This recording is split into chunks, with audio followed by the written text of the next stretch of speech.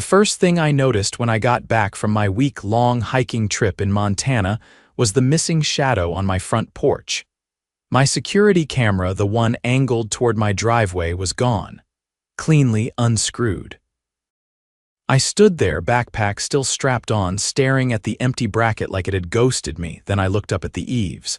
Gone. The back one near the patio, gone too. I muttered, "No way," and jogged around the house. Every single camera, 4 in total, was missing. I felt that tight coil in my gut. I wasn't just mad. I was insulted. You see, I'm Adrian Zeller.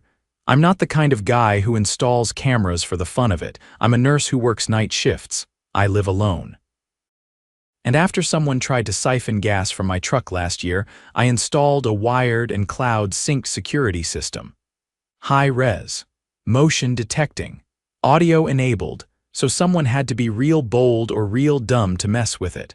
I unlocked my front door and went straight to my laptop. I keep a hidden backup encrypted off-site, totally separate from the main system. I typed in my credentials and boom, there she was. Velma Jenkins, mid-50s. Blonde bob, permanent frown. President of our HOA for the last 3 years. She was in every clip, clear as daylight. Wearing her ridiculous wide-brimmed sun hat and marching right up to my porch with a screwdriver in one hand and a walkie-talkie in the other. "This is a violation of HOA Visual Uniformity Code, Section 4, she barked to no one in particular as she unscrewed my front camera. Then came the kicker. She turned to someone off camera and said, "Make sure we get all of them. He can file a complaint when he gets back if he's got a problem." I laughed out loud. I just stared at the screen and shook my head. Did she really think I wouldn't notice, that I didn't have backups, that I'd just roll over? Not a chance. I called the non-emergency police line first, told them everything. They said someone would come out in the morning. Then I printed out stills from the video, one from each camera angle with time stamps and her face in full view. Next, I emailed the HOA board, attached the stills. Subject line: HOA president trespassing and destroying private property. I didn't write a long message, just 3 words. We need to talk. But I wasn't done. That evening, I walked over to the community center where the HOA held their meetings. The door was unlocked. Velma was inside, setting up chairs for the monthly board meeting happening the next night. She spotted me, froze for a second, then forced a smile. "Ah, Adrian, you're back early." I held up a manila folder with the printed stills. "You want to explain why you trespassed on my property and removed my security system?" Her face twitched. "Well, you see, the cameras violated the HOA's exterior guidelines. You should have submitted a request for I didn't need to. The cameras are on my property, not the sidewalk, not the shared fence, and there's no clause in the bylaws about visible security equipment being banned." Velma's smile vanished. It's implied under aesthetic standards." I stepped closer. "Then why not send a warning letter like you do for everyone else who has a slightly wrong shade of mulch? Why show up with tools and rip them down yourself?" She didn't answer, just kept blinking like her brain was buffering. I dropped the folder on the table in front of her. "You're in all the footage, every angle, every camera." Velma opened the folder, saw the photos, and her entire face drained of color. Her mouth opened, but no sound came out. "Yeah, that's what I thought." Velma didn't touch the folder. Her hand hovered like it might catch fire if she opened it again. I watched her jaw shift side to side, like she was weighing 5 different lies and trying to pick the least stupid one. "I don't believe this is the appropriate venue for this discussion," she finally said. "No," I said, "you're right. That's why I already filed a police report." Her eyebrows twitched. "They'll be here in the morning to take a formal statement. I figured I'd give you the courtesy of a heads up." She crossed her arms. "This is being blown out of proportion." I was enforcing standards for the good of the community. By walking onto someone's property and dismantling their equipment without notice or approval, that's not enforcement. That's criminal trespass and destruction of private assets. Her eyes flicked toward the stack of chairs like she wished she could disappear behind them. "If you're going to escalate this, then I'll have no choice but to consult our legal counsel." You do that, I said. But make sure you bring a copy of the HOA charter to court. I already did. I turned and walked out, leaving the door open behind me. The next morning, Officer Ramirez showed up a few minutes after 9. Young guy, clean uniform, sharp eyes. I gave him a flash drive with the footage, the time-stamped footage logs and receipts for the camera units. He asked the right questions, took notes, and didn't blink when I explained who the trespasser was. She admitted to it, he asked, flipping open his notepad again. Didn't even try to deny it, I said. Said she thought it was justified, he whistled. That's bold, or stupid, I said. I'll let the DA figure that part out, he nodded. We'll file it as misdemeanor property destruction and criminal trespass for now, but the ADA might bump it depending on value and if there's evidence of intent to harass. There is. She's targeted other residents before. I just happened to be the first one with a backup system. Ramirez gave me the kind of look that said he'd heard too many stories like this one. I'll make sure it's noted. By late afternoon, word had already started spreading. Velma had tried to keep it quiet, but someone on the board leaked the photos. I didn't ask who. Probably someone tired of her antics. The monthly HOA meeting that night was packed. Normally, 5 people showed up. This time, it was standing room only. Some folks brought their kids. One guy brought popcorn. Velma walked in 10 minutes late, looking like she hadn't slept. She tried to call the meeting to order like nothing was wrong. I'd like to begin with the budget report, she said, flipping through her binder. Actually, said a voice from the back, I think we'd all like to hear why you were on Adrian's property with a screwdriver. That got murmurs. Velma straightened her papers but didn't look up. I was enforcing community standards. The cameras violated architectural harmony. Someone near the front raised a hand. Where exactly does it say that in the rules? We've always interpreted, no, I cut in. Not interpretation. Show us the clause that says external cameras are forbidden. Go ahead, I brought my copy. I held it up. A few others did too. Velma didn't reach for hers. I was acting in the best interest. You were caught on camera, I said. That's not interpretation. That's intent and action, and the police have it all. I didn't destroy anything, she said suddenly, eyes darting. I removed them carefully. They can be remounted. Removing someone else's property without permission is still illegal, someone else said. Doesn't matter if you bubble wrapped it or took a bat to it. Velma's knuckles whitened around her binder. If we're just going to turn this into a public shaming, you did that yourself, said an older woman across the room. This isn't about the cameras. This is about how you act like the HOA gives you free rein to do whatever you want. A few people nodded. Then someone said, remember when she threatened to fine the Carsons for unapproved patio furniture, even though they had the receipt from the board? And she tried to push that vote to ban solar panels, said another. Even though the state law says we can't, Velma tried to regain control. This is a distraction. We need to proceed with tonight's agenda. We're calling a vote of no confidence, I said. She dropped her binder. You can't do that, she snapped. It's in the charter. Section 9. Any board member can call for one if they believe the president has violated ethical or legal standards. More murmurs. Then someone else stood. I second it. Velma looked around the room, but every face was turned toward her. No allies, not tonight. Fine, she hissed. You want to play games. Go ahead, but you'll regret it. I stood. That sounded like a threat. Should I add that to the police report? She glared at me, then stormed out. The vote passed. Unanimously, over the next few days, things moved quickly.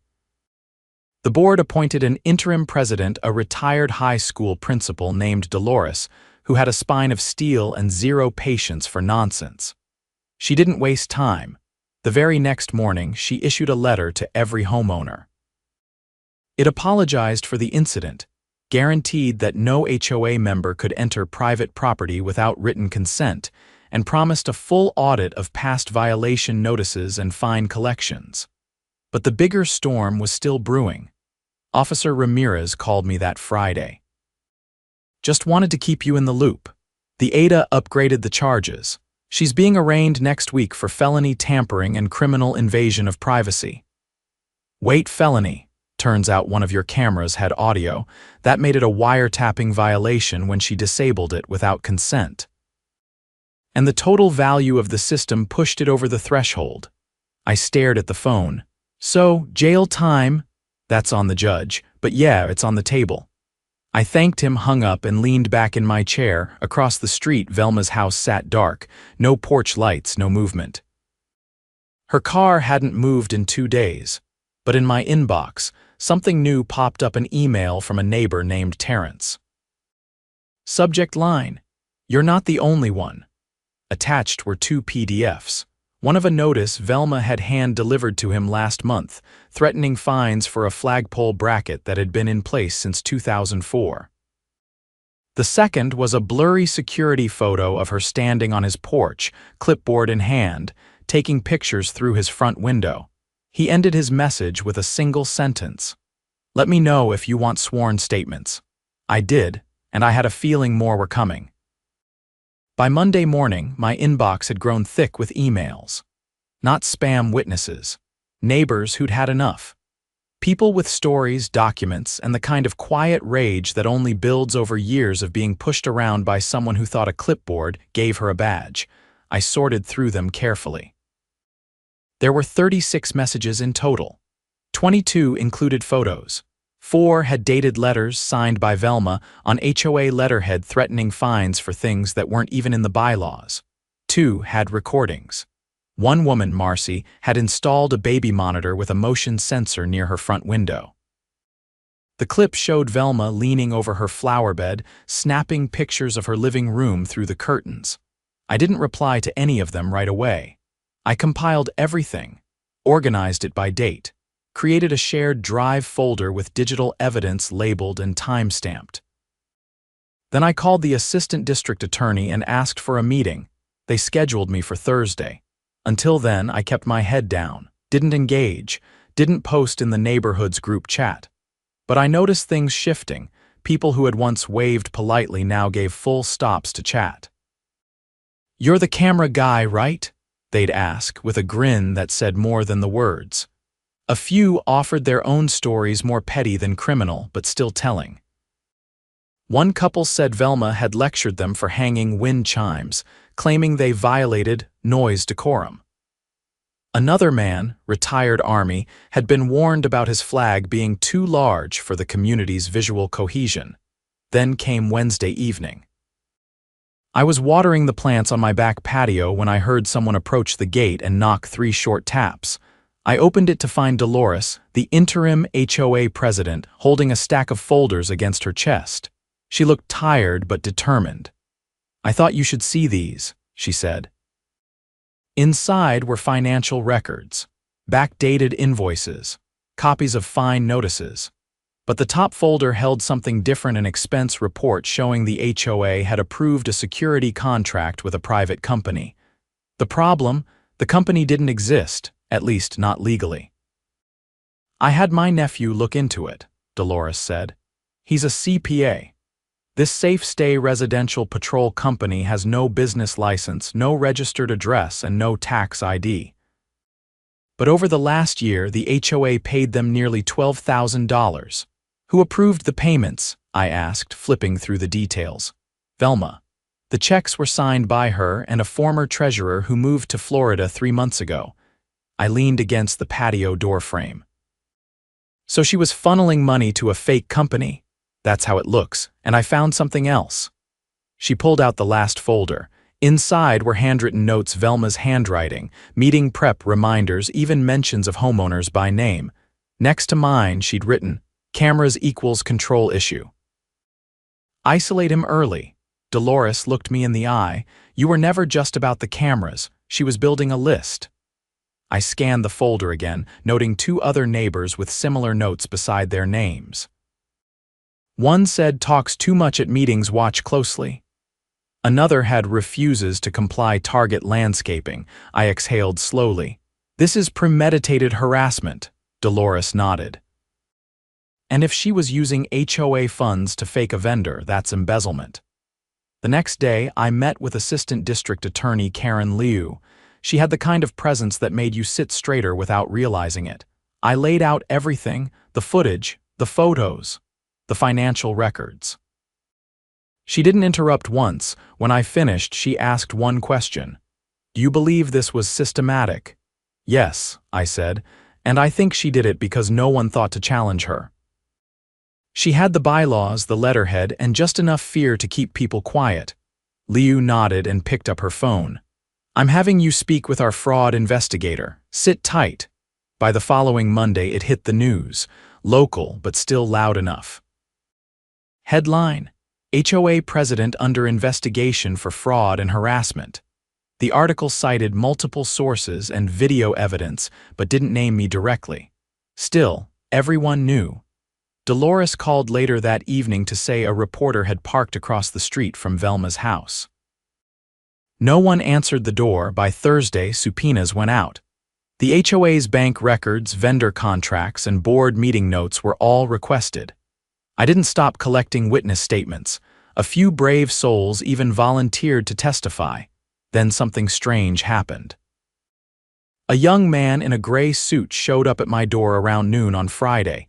He introduced himself as Nathan Colburn, Velma's attorney.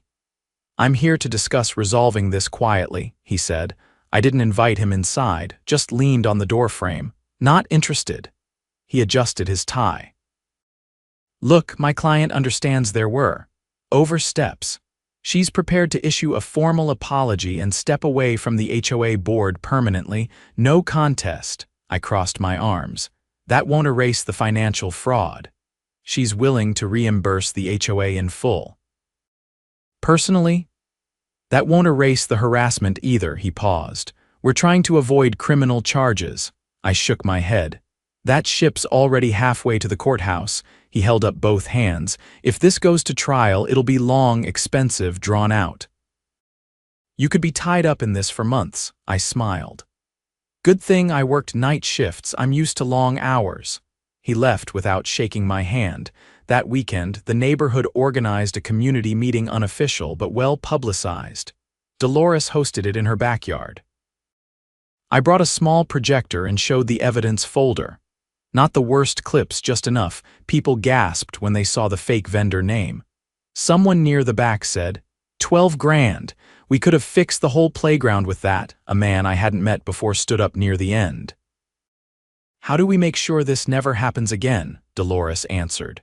"We update the bylaws, add transparency clauses, require board votes on any expenditures over $200, and starting next month we publish all meeting minutes." Another woman raised her hand. "Can we add term limits?" Cheers followed. By the time the meeting ended, I had over 50 signatures on a petition to reform the HOA rules. Dolores promised to present it at the next official board meeting, but the real closure came 2 weeks later. I got a call from Ada Liu. "The grand jury returned indictments," she said. "Felony embezzlement, criminal trespass, unlawful surveillance interference, and harassment. We're moving forward." I looked out the window at Velma's house. For the first time in weeks, the curtains were open. A "for sale by owner" sign stood crooked on the lawn. Liu continued. "We're offering her a deal plead to the fraud and resign permanently from any HOA leadership roles statewide. No appeal. If she refuses, we go to trial. Do you think she'll take it? She doesn't have many cards left." That evening, I sat on my porch for the first time in months without looking over my shoulder. My cameras were back, newer models, better resolution, discreet but unmistakable. No one had touched them since. A few neighbors passed by and waved. Kids rode their bikes past my driveway, laughing. A woman I didn't know slowed down her walk just enough to say, "Thanks for standing up to her." I nodded, not needing to say much. Velma had tried to control the neighborhood through intimidation and silence. But once the curtain was pulled back, the entire illusion collapsed. What she didn't count on was that the people she tried to isolate would find each other. And when they did, they didn't just take her down. They rewrote the rules. The courthouse lobby was quiet in that sterile, echoing kind of way that made every footstep sound like a hammer strike. I sat on the wooden bench outside courtroom C, flipping through my notes while the district attorney's assistant, a woman named Rena with sharp eyes and a no-nonsense tone, checked her phone beside me. Inside, Velma's plea hearing was about to begin. She'd waited until the final day to respond to the state's offer. Her lawyer had tried to buy more time, claimed she was emotionally unfit to make a decision. But the court-appointed psychologist disagreed, claimed she was lucid, manipulative, and fully aware of her actions. Rena glanced at the courtroom door. They're bringing her in now. I stood, tucking the folder under my arm. I hadn't planned on giving a statement today. But after hearing how many residents had come forward, some with years' worth of quietly filed complaints, never acted on, I'd agreed to speak. The bailiff opened the door and we stepped inside. Velma sat at the defense table, hands folded neatly, wearing a beige cardigan and a practiced look of frailty. Her eyes flicked over to me but didn't linger. Her lawyer leaned in, whispering something. She didn't respond. The judge entered and everyone rose. Court came to order and the charges were read aloud. Each one: embezzlement, trespass, unlawful surveillance interference, and targeted harassment landed like a nail into the casket of her reputation. Velma stood when prompted. Her voice wavered, but not from guilt. "Guilty," she said, like she was biting down on a lemon rind. The judge nodded. "Miss Jenkins, you are hereby barred from serving on any neighborhood association, tenant board, or property management committee in the state of Oregon for 10 years. You are also ordered to repay the full restitution amount of $12,382 to the Brookvale HOA within 90 days. Failure to comply will result in automatic felony sentencing." Her lawyer tried to interject something about negotiating installment payments, but the judge waved it off. Given the pattern of behavior and abuse of authority, I find no cause for leniency. You had multiple opportunities to de-escalate. Instead, you escalated. Then the judge turned to me. "Mr. Zeller, would you like to address the court?" I stepped forward, notes still in my hand, but I didn't look at them. For years, our neighborhood was run like a private fiefdom. People were afraid to challenge it because they thought no one would believe them. I installed cameras to protect my home. I never thought I'd need them to protect my neighbors too. I paused. Velma stared straight ahead. Community leadership is supposed to be about trust and fairness. Not control, not intimidation, and certainly not theft. What happened here wasn't a misunderstanding, it was a pattern. The only reason it stopped is because people finally stood up together. I glanced around the room.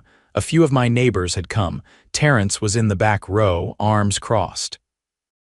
Marcy gave me a small nod. "I'm not asking for punishment," I said. "I'm asking for a clean break so we can rebuild the way it should have been all along."